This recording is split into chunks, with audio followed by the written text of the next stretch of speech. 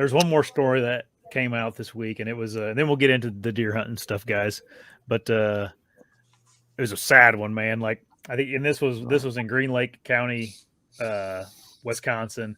Someone shot a 11-year-old boy when their hunting party inside of their pickup whenever they were there was some kind of a unloading of the firearm, and the firearm went off, shot him in the chest through the back.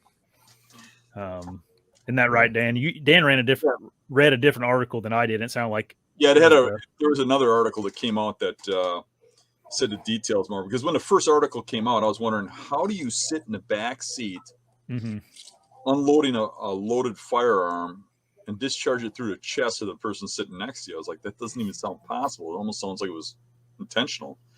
But it turns out that the kid wasn't in the vehicle. He was outside of the vehicle, and the guy shot through the door and hit the kid in the chest. And they didn't say how related, but it was a family member. Yeah.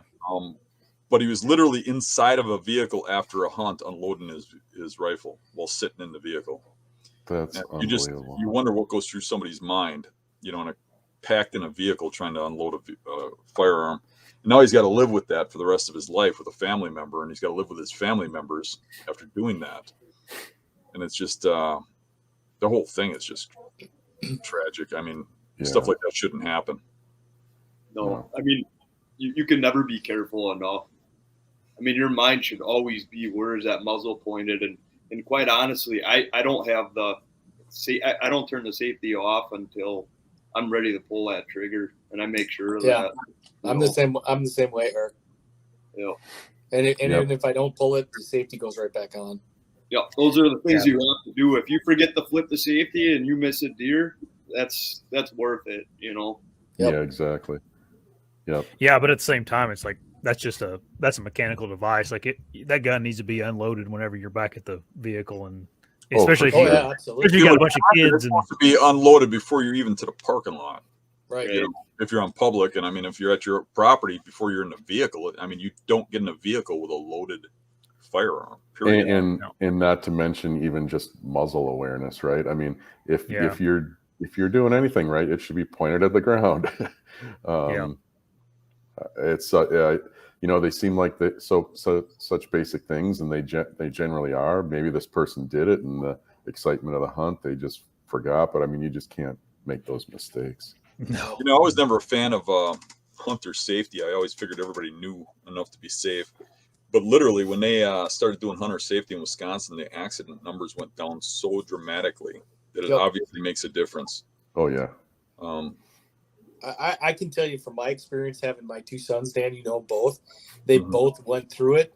And the group that handled the hunter safety class, they had the students handling some form of a gun every single day in that class, whether it be a shotgun, a rifle, a handgun.